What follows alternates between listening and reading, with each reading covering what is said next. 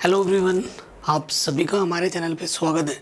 आज के इस वीडियो में हम class 12 mathematics chapter number 1 relations and functions का जो एक्सरसाइज 1.2 का इंट्रोडक्शन पार्ट हम डिस्कस करेंगे। आज के इस वीडियो में हम सारे क्वेश्चन समझेंगे with concept, with figure, with examples. ठीक है, और ये चीज़ बहुत ज़रूरी है क्योंकि कॉन्सेप्ट अगर समझ में आ गया ना तो क्वेश्चन आपके लिए बहुत ही आसान हो जाता है। चलिए बिना किसी देरी के वीडियो को स्टार्ट करते हैं। सभी चैप्टर आपको मिल जाएंगे, लिंक्स डिस्क्रिप्शन पे, प्लेलिस्ट में भी आप चेक कर सकते हैं। तो सबसे पहले हम बात करते हैं बच्चों कि ये फंक्शन क्या होता है। इस फंक्शंस एंड देयर टाइप्स, ये हमारा मेन टॉपिक है इसका। तो सबसे पहले बात करेंगे फंक्शंस की। देखो, सबसे पहले ना आपके पास क्या होनी चाहिए, जो फंक्शन को लिखा जाता है ना, फंक्शन को एफ से प्रेजेंट करेंगे और उसके लिए एक होती है मैपिंग, जो कि एक सेट से दूसरे सेट में जा रहा होता है। ठीक है, from set A to set B. ये जो सेट ए होगा ये नॉन एम्प्टी होना चाहिए। कैसा होना चाहिए? Non empty. और ये भी क्या होना चाहिए? नॉन एम्प्टी, मतलब खाली नहीं होना चाहिए, इसके अंदर कुछ ना कुछ एलिमेंट होने चाहिए। ठीक है, फंक्शन एक मैपिंग होती है, एक रूल होता है। बिना रूल के हम फंक्शन नहीं बना सकते हैं। ठीक है, अभी मैं बताऊंगा कि हर एक फंक्शन रिलेशन होता है लेकिन हर एक रिलेशन फंक्शन नहीं होता है, और मैं आपको रिलेशन और फंक्शन में क्या डिफरेंस है वो भी मैं आपको ज़रूर बताऊंगा। तो वीडियो को पूरा देखते रहो। ठीक है, तो फंक्शन क्या होता है ना, एक मैपिंग होती है जो कि ए से बी में जा रही होती है। ए एक सेट है, बी हमारा एक सेट है। सेट ए और बी दोनों के दोनों नॉन एम्प्टी होने चाहिए, खाली नहीं होना चाहिए।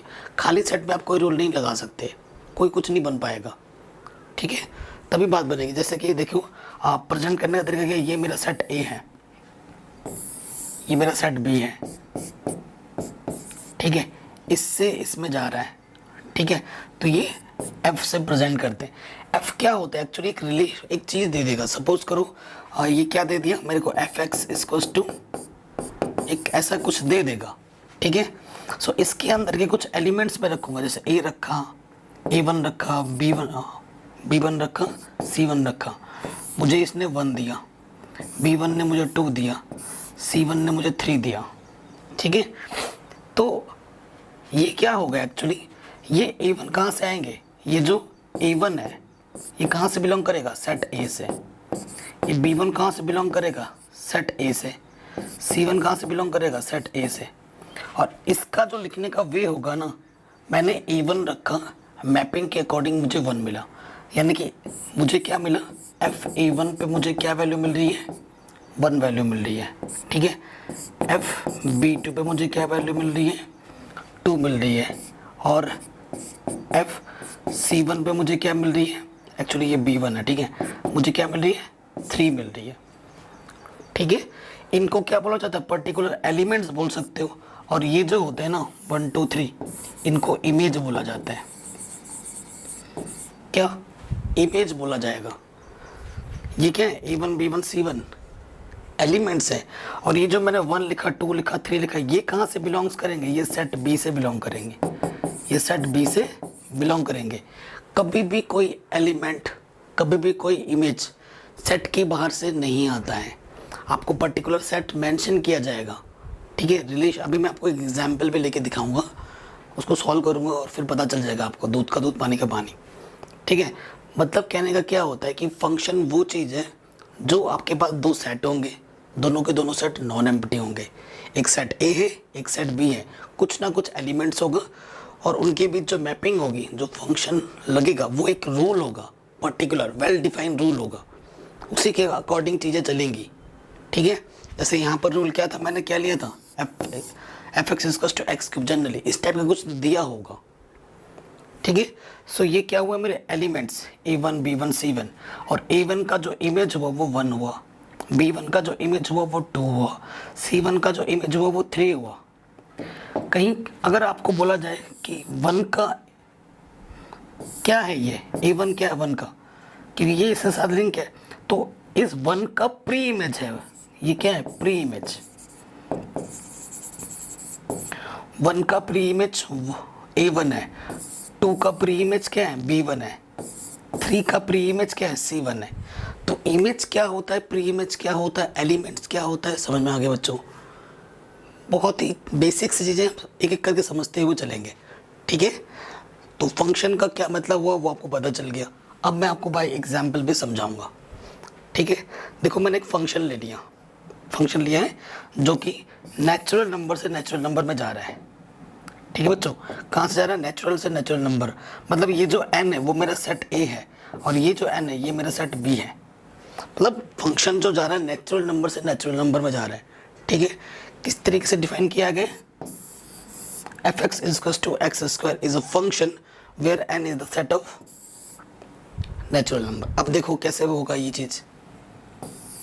ये सेट A है, ये सेट B है, ठीक है। इनके बीच मेरा लग रहा है f। ओके, फंक्शन को कैसे डिफाइन किया गया है? f(x) = x², ठीक है। f(x) = x²। अब देखो हर एक x कहाँ से आएगा? नेचुरल नंबर से आएगा, और जो x² बनेगा वो भी नेचुरल नंबर में ही होना चाहिए। इसने डिफाइन कर दिया है, कुछ भी आप रखोगे वो नेचुरल नंबर से रख लोगे, और जो आएगा वो भी एलिमेंट नेचुरल नंबर का ही होना चाहिए, ठीक है। अगर देखो मैं x के प्लेस पे 1 रखता हूँ, यहाँ मैंने 1 रखा, क्या करना है? 1 का स्क्वायर 1 आ गया। 2 रखता हूँ, 2 का स्क्वायर 4 आ गया। 3 रखता हूँ, सारे नेचुरल नंबर हैं, 3 का स्क्वायर क्या आ गया? 9, ठीक है। ऐसे चलता जाएगा, ऐसे चलता जाएगा। तो ये जो सेट A है और ये जो सेट B है, ये सारे कहाँ से आ रहे हैं? नेचुरल नंबर से आ रहे हैं। ये जो मेरा 1 है, 2 है, 3 है, ये सारे कहाँ से बिलोंग कर रहे हैं? नेचुरल नंबर से। और ये जो मेरा 1 आया, 4 आया, 9 आया, ये सब जो आएंगे ये कहाँ से आ रहे हैं? ये भी नेचुरल नंबर से। तो इस कंडीशन को फुलफिल कर रहे हैं, इस कंडीशन को क्या कर रहे हैं? फुलफिल कर रहे हैं। तो ये होता है हमारा फंक्शन। फंक्शन में क्या होता है? 2 सेट होते हैं, दोनों नॉन एम्प्टी है, ठीक है। दोनों नॉन एम्प्टी होने चाहिए। एक रूल हमें पर्टिकुलर डिफाइन कर देता है, ये मेरा रूल होगा। हर क्वेश्चन में आपको एक रूल ज़रूर मिलेगा, रूल होगा। और फंक्शन का जो मैपिंग है वो डिफाइन करेगा कि कहाँ से कहाँ जा रहा है, जो फंक्शन है वो कहाँ से कहाँ जा रहा है।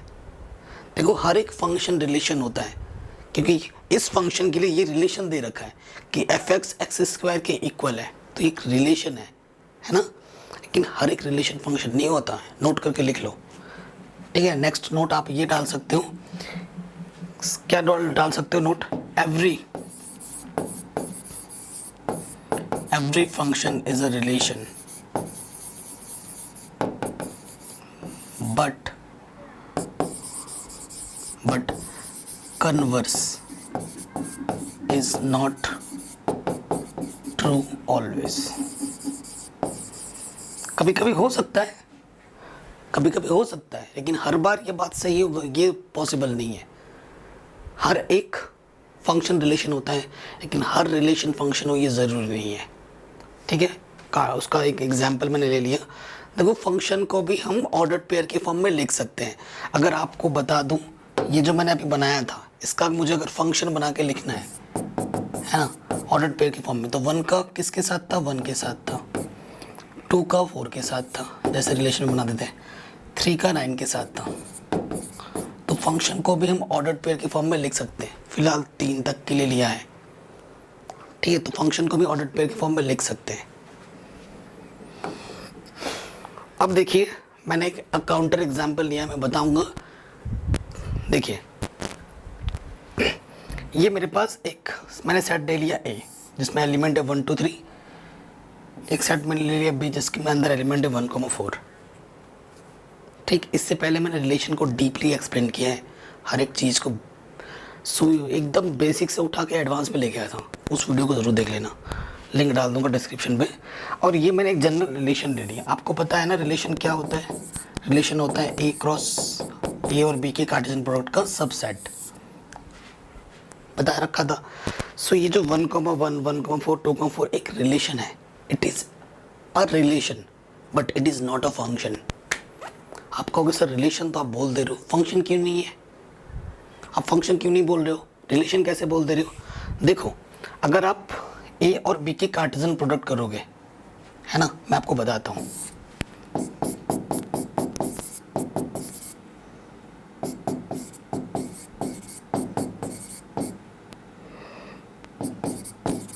आई थिंक हर एक बच्चों को कार्टेशियन प्रोडक्ट करना आता होगा। 1 का 1 के साथ, 1 का 4 के साथ, 2 का 1 के साथ, 2 का 4 के साथ, 3 का 1 के साथ, 3 का 4 के साथ। तो रिलेशन किसे बोला जाता है बच्चों? ये मेरा रिलेशन है नहीं, इसके हर एक एलिमेंट इसमें बिलोंग करना चाहिए। 1,1 है इसमें, बिल्कुल है। 1,4 है इसमें, बिल्कुल है। 2,4 इसमें, बिल्कुल है। तो ये तीनों एलिमेंट्स A क्रॉस B के सबसेट है। मतलब ये पूरा R जो है A क्रॉस B का सबसेट है। जब पूरा सबसेट हो जाता है तो बच्चों रिलेशन होता है।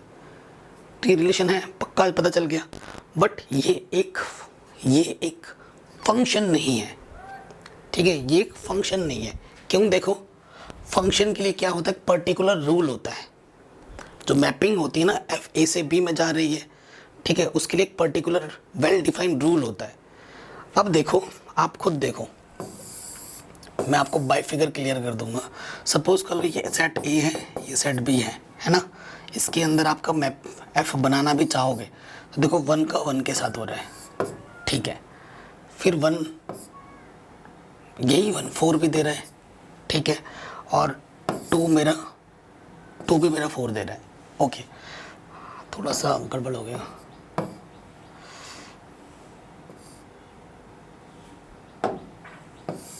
देखो 1 मेरा 1 दे रहा है, 1 मेरा 4 दे रहा है, ठीक है। और 2 भी मेरा 4 दे रहा है। अब फंक्शन की खूबी मैं बताता हूँ, मैं बाई फिगर समझा दे रहा हूँ। फंक्शन की खूबी क्या है कि एक इनपुट 2 आउटपुट कभी नहीं दे सकता। एक इनपुट 2 आउटपुट कभी नहीं दे सकता। फंक्शन में ये खूबी है। बट रिलेशन में होता है कि एक इनपुट 2 आउटपुट दे रहा है। अब देखो, ये एक इनपुट है, ये इनपुट है, ये आउटपुट है। एक इनपुट 2 आउटपुट दे रहा है। 1 भी दे रहा है, 1 4 भी दे रहा है, which is not acceptable. But ये एक्सेप्टेबल है कि 1 4 दे रहा है, 2 भी 4 दे सकता है। मैं आपको एक ऐसा एग्जांपल दूंगा जिसमें 2 डिफरेंट आउटपुट होंगे, इनपुट होंगे, लेकिन आउटपुट एक ही आएगा, बट वो फंक्शन है। आप देखो मैं क्या ले रहा हूँ, मैंने ऐसा ले लिया fx = x², ठीक है। और मैं बोल रहा हूँ कि x कहाँ से आ रहा है? रियल नंबर से आ रहा है। देखो मैं x अगर मैं माइनस के 1 लूँ और x में प्लस का 1 लूँ, ठीक है, तो दोनों ही केस में -1 का स्क्वायर 1 देगा, 1 का स्क्वायर भी 1 देगा। तो मैंने, ये फंक्शन है। 2 इनपुट 1 आउटपुट दे सकता है, वो फंक्शन है बच्चों। बट एक ही इनपुट 2 आउटपुट दे दे, वो फंक्शन कभी नहीं होगा, कभी नहीं होगा। इसका मतलब क्यों? इसका मतलब क्या है? ये तो फिगर वाली बात हुई। इसका मतलब ये है, यहाँ पर कोई पर्टिकुलर रूल नहीं है।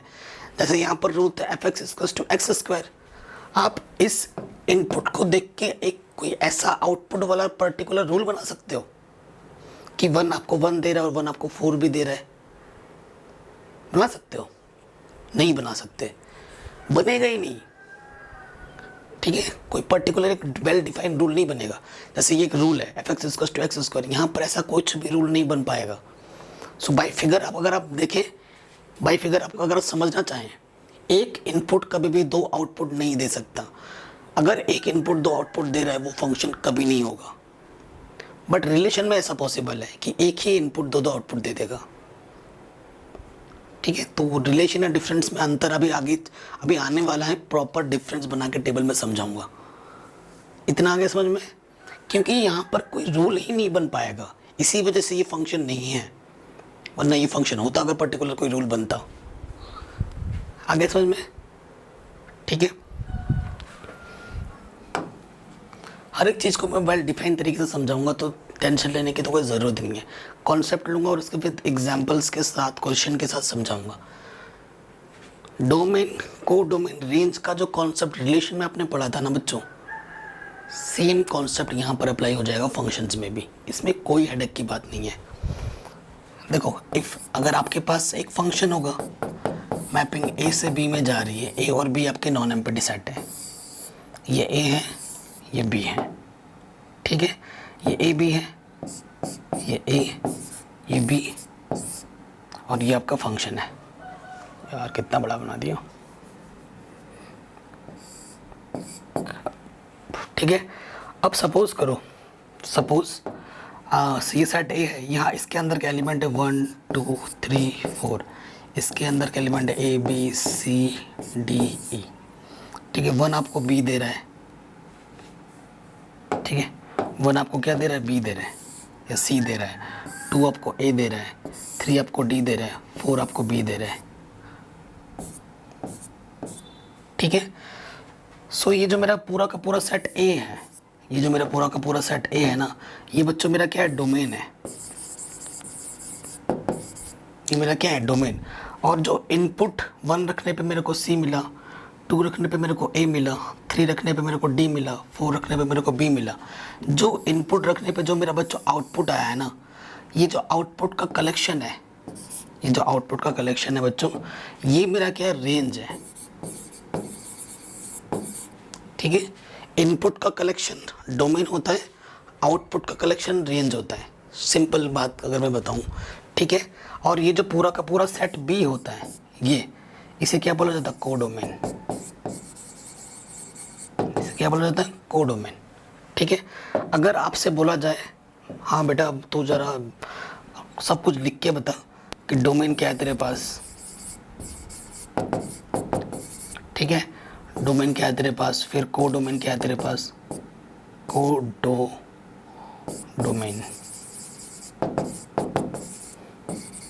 और रेंज क्या है तेरे पास, ये बताओ। ठीक है, ये बताना है हमें। सो देखो बच्चों, डोमेन क्या है मेरे पास, 1 2 3 4 ऐसे लिखेंगे, 1 2 3 4। कोडोमेन क्या है बच्चों, पूरा सेट बी। पूरे सेट बी में क्या क्या एलिमेंट है, ए बी सी डी ई। और रेंज क्या है, आउटपुट का collection, A B C D. ठीक है, तो ये हमारा बन गया कॉन्सेप्ट, डोमेन का, रेंज का, कोडोमेन का। अब इस पर बेस्ड एक क्वेश्चन ले लेते हैं, मस्त पूरा समझ जाएंगे हम, है ना। ये मैंने एक क्वेश्चन ले लिया, ठीक है। क्वेश्चन आपकी स्क्रीन पर है। आपके पास एक सेट ए है, एक सेट बी है। कंसिडर द, जो रूल हमें दे रखा है, वो फंक्शन जो जा रहा है ए से बी में जा रहा है, किस तरीके से डिफाइन किया हुआ है, F X equals to 2x, और x कहाँ से आ रहा है, ए से आ रहा है। Find domain, codomain, range of function. ठीक है, इस फंक्शन का हमें सब कुछ निकालना है। सो बहुत इजी क्वेश्चन है।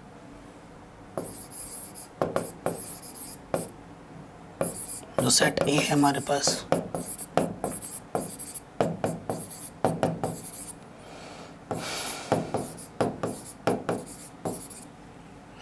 ये चीज़ है, कभी भी एलिमेंट बाहर से नहीं आता, ये आपको पता है ना।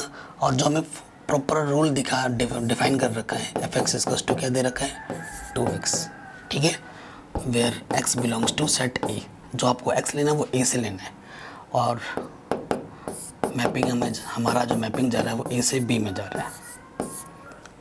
ठीक है, इसके अकॉर्डिंग फिगर बनाओ, ये सेट a, ये सेट b।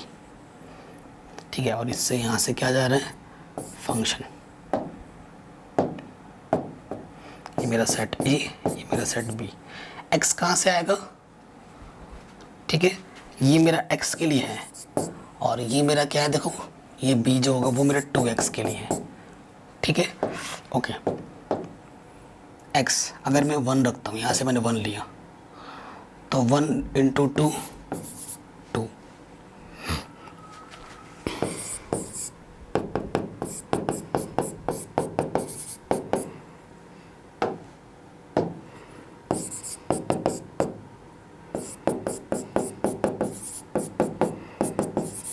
ठीक है,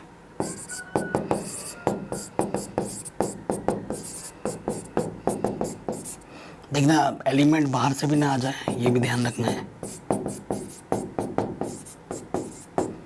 यहाँ पर रखता जा रहा हूँ मैं, 2 3 6। अब और एलिमेंट है ही नहीं, 4 मैं ले ही नहीं सकता, है ना, क्योंकि 4 इसके पास है ही नहीं, मैं 4 ले ही नहीं सकता। सेट के अंदर के ही एलिमेंट होने चाहिए, बाहर के नहीं। सो देखो, मैंने जब 1 रखा तो मेरे को 2 मिला, 2 रखा तो मेरे को 4 मिला, और 3 रखा तो मेरे को 6 मिला। ठीक है, 3 रखा तो मेरे को 6 मिला। लेकिन बी के पास क्या क्या एलिमेंट है, 2 है, 4 है, 6 है और 8 भी है, तो 8 यहाँ लिख दो। ठीक है बच्चों, तो ये जो मेरा इनपुट का कलेक्शन है 1 2 3, ये मेरा क्या हो जाएगा, ये 1 2 3 ये मेरा हो जाएगा क्या, ये हो जाएगा मेरा डोमेन। ठीक है, ये मेरा डोमेन। और ये जो 2 4 6 है, ठीक है, ये जो मेरा 2 4 6 है, ये मेरा क्या हो जाएगा, रेंज।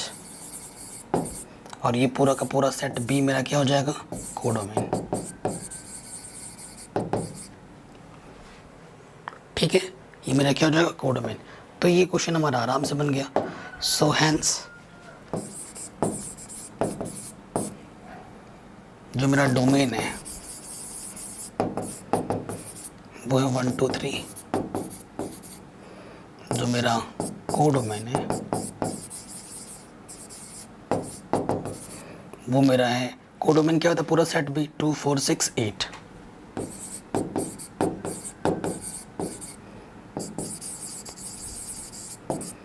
एंड जो मेरा रेंज है, रेंज क्या है, आउटपुट का कलेक्शन 2 4 6।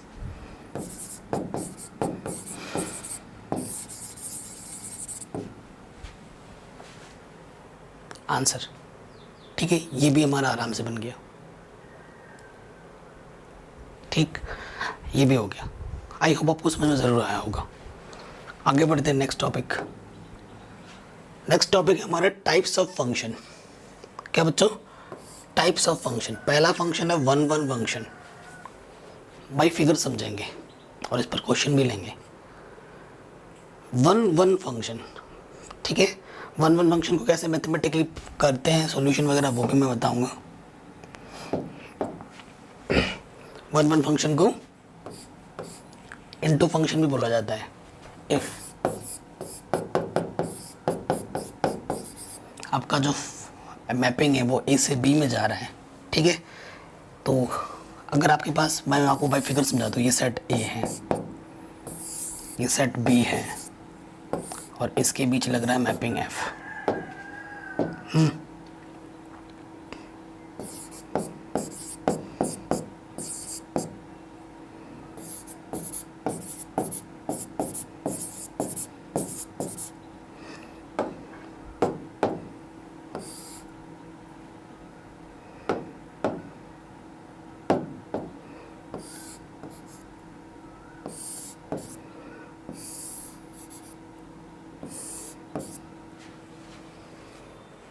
तो 1 1 क्या होता है बच्चों, जब एक इनपुट एक ही आउटपुट देगा, एक इनपुट एक ही आउटपुट देगा, रिपीट नहीं करेगा, ठीक है, मतलब हर एक यूनिक आउटपुट होगा, एक इनपुट पे एक यूनिक आउटपुट होगा। जैसे मेरा सेंस FA1 मुझे क्या दे रहा है, B2 दे रहा है,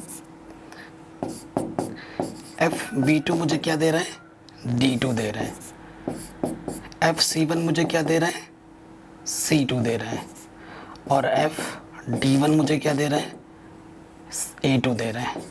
ठीक है, तो किसी ने कुछ रिपीट नहीं किया, हमें एक इनपुट रखने पे एक ही आउटपुट मिला, तो 1 1 मतलब यूनिक।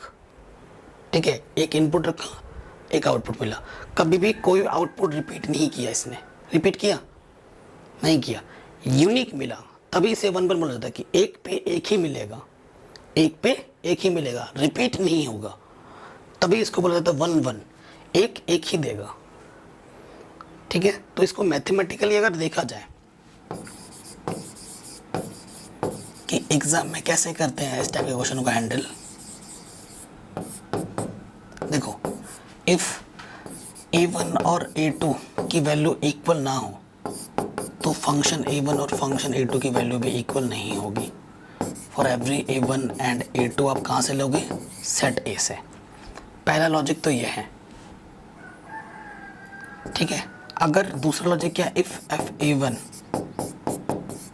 FA2 के बराबर ले लेते हो, देन A1 किसके इक्वल आ जाएगा, A2 का। ये दूसरा लॉजिक है।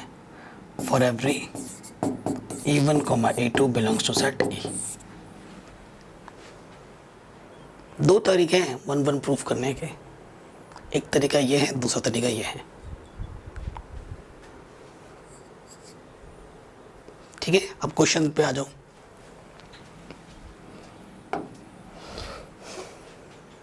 अभी मैं क्वेश्चन भी लूंगा, अब बाकी पहले डिस्कस कर लेते हैं। अब मैं बात करूंगा मैनी वन फंक्शन की। देखो मैंने क्या ले लिया, एक मैपिंग ले ली एफ, जो कि ए से बी में जा रहा है। ए और बी नॉन एम्प्टी सेट है। सारा चीज़ क्लियर हो जाता है बाई फिगर से। ठीक है, सपोज करो ये आपका ए, अच्छा ये आपका ए और ये आपका बी और मैपिंग जा रहा है। ठीक है ना, ए से बी में। तो देखो यहाँ पर मैंने मान लिया ए, ये बी है, ये सी है, ये डी है, E F G H E, ऐसा कुछ मान लिया। ठीक है, इसमें क्या होता है ना, मैनी वन का मतलब क्या होता है, दो इनपुट या दो से ज़्यादा इनपुट एक ही आउटपुट दे रहे हैं। देखो ए भी मैंने मान लिया एफ दे रहे हैं, सी भी मैंने मान लिया एफ दे रहे हैं, बी मेरे को जी दे रहा है, डी मेरे को एफ दे रहा है, ऐसा कुछ मान लिया। तो मैनी वन का मतलब क्या हुआ, देखो सिंस यहाँ पर एफ ए आपको क्या दे रहे हैं, एफ दे रहे हैं। ठीक है, ये मैपिंग वाला एफ है। ठीक है, और ये नॉर्मल आउटपुट वाला, और एफ सी भी आपको क्या दे रहे हैं, एफ दे रहे हैं। तो दोनों ही केस में मेरे को एफ मिल रहे हैं, जबकि इनपुट अलग है लेकिन आउटपुट सेम है। जब दो डिफरेंट इनपुट या दो से ज़्यादा डिफरेंट इनपुट एक ही आउटपुट दे रहा है, तो ऐसे फंक्शन को क्या बोला जाएगा, मैनी वन फंक्शन। ठीक है, यहाँ पर देखो ए और ये सी दो डिफरेंट इनपुट है लेकिन सेम आउटपुट दे रहा है। ज़रूरी नहीं कि सिर्फ दो ही हो, दो से ज़्यादा भी हो सकते हैं। दो से ज़्यादा इनपुट अगर हमें दे रहे हैं एक ही सेम आउटपुट, तो ऐसे फंक्शन को क्या बोला जाएगा बच्चों, मैनी वन फंक्शन। ठीक है, ऐसे फंक्शन को क्या बोला जाएगा, मैनी वन फंक्शन। अभी एक एग्जांपल भी मैंने आपको ऐसा ही दिया था मैनी वन फंक्शन का। क्या दिया था, एफ एक्स इक्वल्स टू क्या ले लो, एक्स स्क्वायर ले लो। ठीक है, और जो मैपिंग जा रही है रियल नंबर से रियल नंबर में जा रही है, अब ले लो। सो आप देख लेना, -1 और 1 दोनों 1 दे रहे होंगे, तो ये फंक्शन क्या हो जाएगा, मैनी वन का एक एग्जाम्पल। ये फंक्शन क्या हो गया, मैनी वन का एक एग्जाम्पल। ये फंक्शन आपका मैनी वन होगा। अब क्वेश्चन आ गया, कह रहे डिटरमाइन द फंक्शन। ये मेरा फंक्शन है जो ए से बी में जा रहा है। ये इस तरीके से फंक्शन को डिफाइन कर रखा है। एक्स मेरा ए से आ रहा है इज 1 1। क्या ये फंक्शन ए जो हमें ये दे रखा है, क्या ये 1 1 होगा या नहीं होगा, वो हमें चेक करना है। तो मैं आपको बता दूं, बोर्ड एग्जाम में 1 1 ऑन 2 है ना, इनवर्स फंक्शन, इस टॉपिक के क्वेश्चन पूछे जाते हैं हर बार पूछे जाते हैं। सो देखिए वो सब चीज़ मैं आपको बताऊंगा। अब 1 1 कैसे चेक करना है, अभी मैंने आपको मैथमेटिकली बताया था। सो देखिए यहाँ पर क्या दिया हुआ है कि 1 जो मेरा मैपिंग जा रहा है वो ए से बी में जा रहा है, और सच दैट क्या कर रखा है कि जो एफ एक्स है वो मेरा क्या दे रखा है बच्चों, 4x + 7, एंड हर एक x कहाँ से आ रहा है, फॉर एवरी x कहाँ से आ रहा है, a से आ रहा है, सेट a से आ रहा है। ठीक है, क्या ये 1 1 नहीं है, ठीक है, तो आप क्या लिखोगे, for 1 1 4 1 1 1 let fx1 is equals to fx2 where x1, x2 belongs to set A। ठीक है, तो हमारा अल्टीमेट टारगेट क्या है कि अगर x1 और x2 इक्वल आ जाते हैं तो ये फंक्शन क्या हो जाएंगे, 1 1 हो जाएंगे। ठीक है, अब देखिए ये मेरा है, इस पे रखना है, x की जगह पर x1 रखो, x की जगह पर x2 रखो, प्लस का 7 कटा दोनों तरफ, 4x1 इक्वल्स टू 4x2, तो 4 से 4 कटा, क्या आ गया, x1 equals to x2। Hence function is 1 1, यानी कि फंक्शन क्या है, 1 1 है। तो इस तरीके से चेक किया जाता है फंक्शन को। ठीक है, इस तरीके से सॉल्व करना पड़ेगा आपको फंक्शन 1 1 के लिए। आगे समझ में, ये वीडियो अगर आप पूरी समझ जाते हैं तो जो एक्सरसाइज 1.2 है वो आपके लिए एकदम आसान हो जाता है, एकदम इजी हो जाता है। अगला क्वेश्चन है onto function. Onto function क्या होता है बच्चों, ये देखते हैं। मान लेते हैं जो फंक्शन मैपिंग है वो ए से बी में जा रहा है, ठीक है। ए और बी नॉन एम्प्टी है। बाई फिगर में आपको समझाऊंगा। ये सेट ए है, ये सेट बी है, ठीक है, और इनके बीच में लग रहा है मैपिंग। ये मैंने मान लिया इसके अंदर है 1 2 3 4 5, यहाँ मान लिया मैंने ए बी सी डी ई,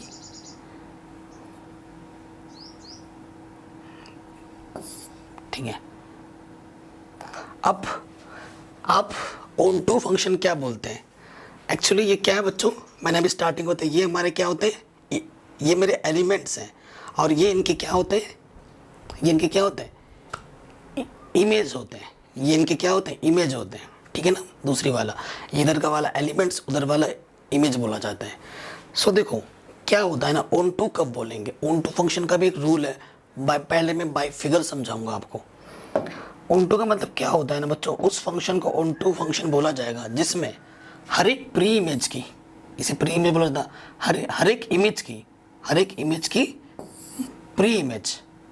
मान लो कि B2 से है, D3 से है, C4 से है, E5 से है, मतलब हर एक प्री इमेज की, सॉरी हर एक इमेज की, देखो यहाँ पर हर एक इमेज की प्री इमेज, हर एक इमेज की प्री इमेज मौजूद होनी चाहिए। कहाँ पर? सेट ए में। बी में जितने भी इमेज बैठे हैं उन सब की अगर प्री इमेज आप दिखा देते हो ए में कुछ छूट सकता है, नो डाउट, एक आध एलिमेंट छूट सकते हैं ए में, कुछ ए के सारे हो ये ज़रूरी नहीं है, तभी मैंने एक एक्स्ट्रा ले लिया। देखो 6 छोटा बड़ा है। मेन मुद्दा क्या है कि बी के अंदर जितने भी इमेज बैठे हुए हैं, जैसे ये ए बी सी डी ई लिया मैंने, इन सब की प्री इमेज सेट ए में होने चाहिए, मतलब एक दूसरे से लिंक कर रहे हो। इधर से कुछ छूटे चलेगा, बट इधर से कुछ नहीं छूटना चाहिए। इधर जितने भी एलिमेंट बैठे हैं इन सब का प्री इमेज इनमें होना चाहिए। ए का 1 के साथ है, बी का 2 के साथ है, सी का 3 के साथ है, डी का 4 के साथ है, ई का 5 के साथ है। इधर कुछ छूटा नहीं, इधर छूट रहा कोई दिक्कत नहीं है, इधर नहीं छूटना चाहिए, इधर नहीं छूटना चाहिए।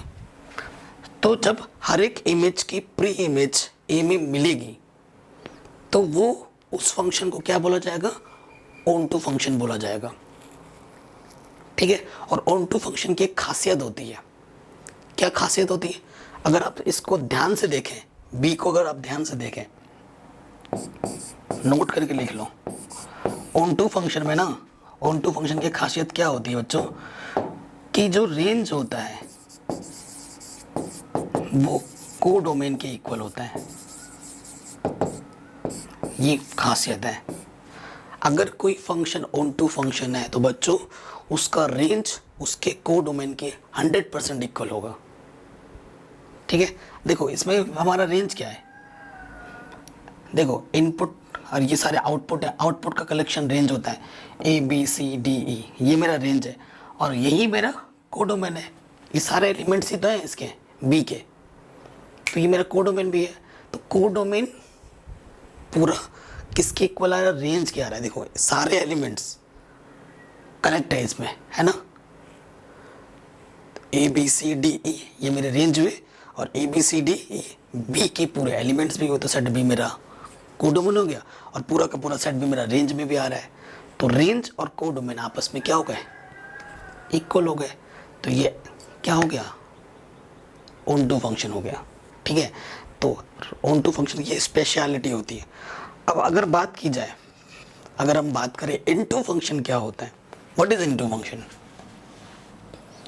तो इनटू फंक्शन में क्या है, इफ एक मैपिंग ले लिया मैंने ए से बी में, एक मैपिंग ले लिया मैंने ए से बी में, और ये मेरा सेट ए है, ये मेरा सेट बी है,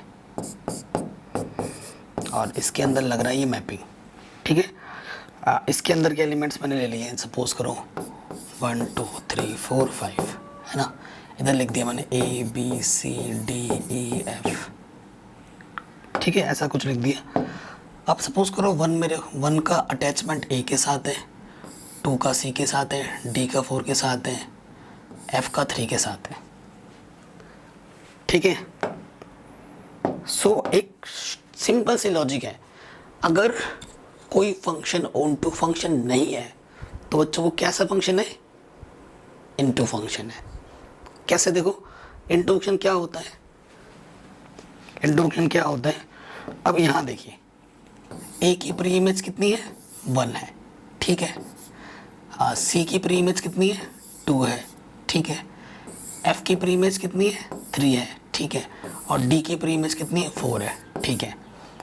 बट इनमें ये छूट गए, बी और ई का कोई प्री इमेज नहीं है, बी और ई का कोई प्री इमेज नहीं है। जब कोडोमेन से, जब डोमेन में हम प्री इमेज ढूंढ रहे हैं और कोई एलिमेंट छूट जा रहा है जिनका प्री इमेज नहीं मिल पा रहा है, तो बच्चों वो जो फंक्शन होगा वो कैसा फंक्शन होगा, इनटू फंक्शन होगा। यानी कि जब एलिमेंट्स बच जाते हैं कोडोमेन से जिनका प्री इमेज नहीं मिल पा रहा है डोमेन में, तो वो फंक्शन क्या होगा, इनटू फंक्शन होगा। क्लियर, सबसे आसान तरीका है फिगर की मदद से चीज़ों को समझना। समझ गए, कोई दिक्कत परेशानी नहीं है। ठीक है बच्चों, तो ये भी हो गया। अब एक क्वेश्चन लिया है मैंने, ठीक है, ये मेरा एक फंक्शन है, check it is onto और इनटू फंक्शन। हमें चेक करना है। 2 तरीके हैं, एक मैथमेटिकल तरीका है जो कि इसमें ज़रूरत नहीं पड़ेगी, बाई फिगर भी हमें पता लगा सकते हैं। जब सेट्स, देखो फंक्शन जो होता है एक सेट से दूसरे सेट में जा रहा है। अभी हम एनसीईआरटी का जो एक्सरसाइज करेंगे ना 1.2, उसमें हम ढेर सारा समझेंगे, क्वेश्चन ढेर सारा करेंगे, ठीक है। वहाँ पे तो हर एक क्वेश्चन करेंगे। यहाँ हम, हमारा जो मेन मकसद है, हमारा कॉन्सेप्ट को स्ट्रॉन्ग करना है, ठीक है। सो देखो क्वेश्चन क्या है हमारे पास, चेक करना है कि ये ऑन टू फंक्शन है या नहीं है, ऑन टू है या इनटू है।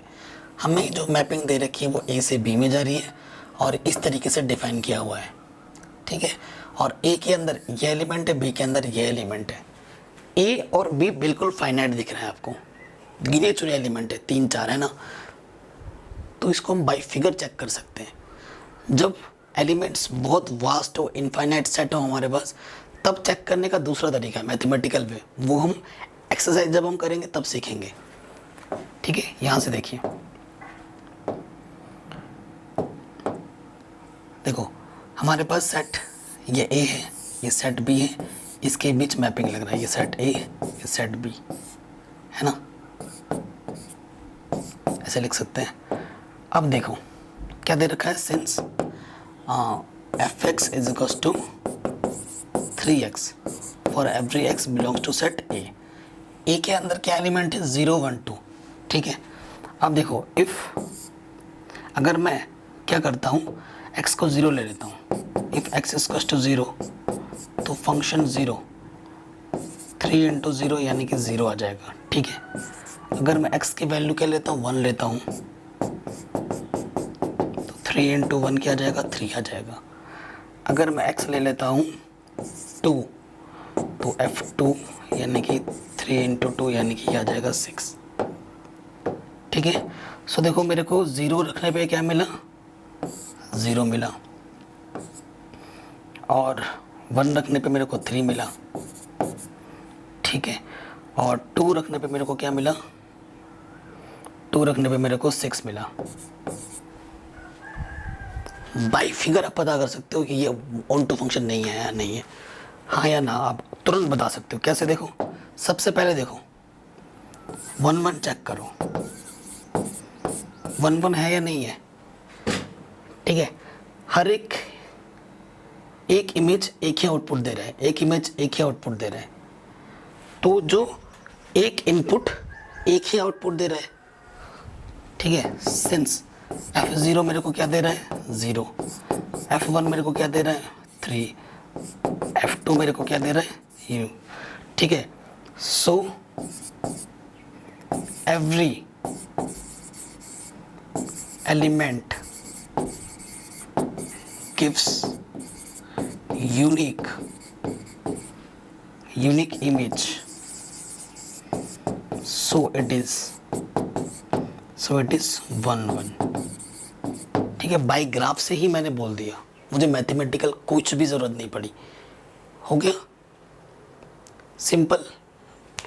अब देखिए इसको हमने 1 1 तो दिखा दिया है, यहाँ पर हम क्या करते हैं, इसको अब ऑन टू दिखाओ। ऑन टू में क्या रूल चलता है बच्चों, हर एक इमेज की प्री इमेज, हर एक इमेज की प्री इमेज, हर एक इमेज की प्री इमेज मेरे को मिल रही है। तो ये क्या है बच्चों, ऑन टू है। सिंस ऐसे लिख सकते हो, since range is equals to codomain, therefore it is on to। या और एक दूसरी लैंग्वेज लिख सकते हो, since every image of codomain has its pre-image in domain, therefore the given function is on to function। ठीक है, क्या लिख सकते हो, since every pre-image of codomain has its pre-image in domain, therefore the given function is onto function। अब देखो बच्चों ये 1 1 भी है, onto भी है। अगर कोई फंक्शन 1 1 भी होता है, onto भी होता है ना, तो उसे हम क्या बोलते हैं, बाइजेक्शन फंक्शन बोलते हैं। ठीक है, उसे क्या बोलते हैं, बाइजेक्शन। देखो बाइजेक्शन फंक्शन, ठीक है। ऐसा देखो मैंने क्या बोला, एफ ले लिया, एक मैपिंग ए से बी में जा रहा है।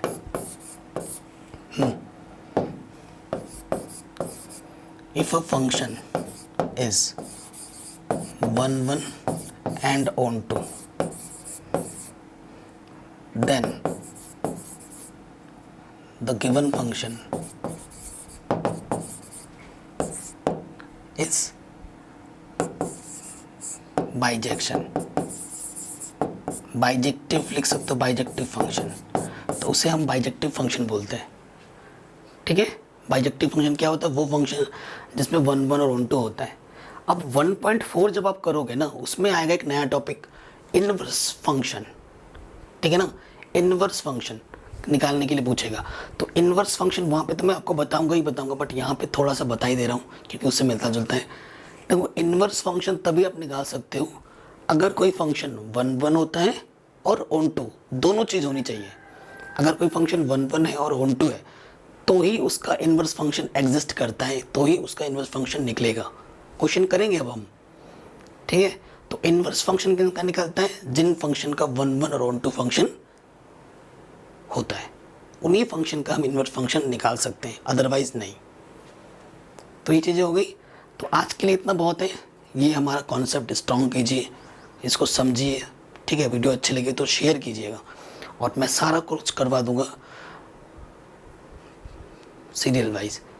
तो जितना सपोर्ट करोगे, जितना प्यार करोगे, मैं बस उसका ही भूखा हूँ, आपके प्यार का और आपके सपोर्ट का। मिलते हैं नेक्स्ट वीडियो में, तब तक के लिए गुड बाय एंड जय हिंद, वंदे मातरम।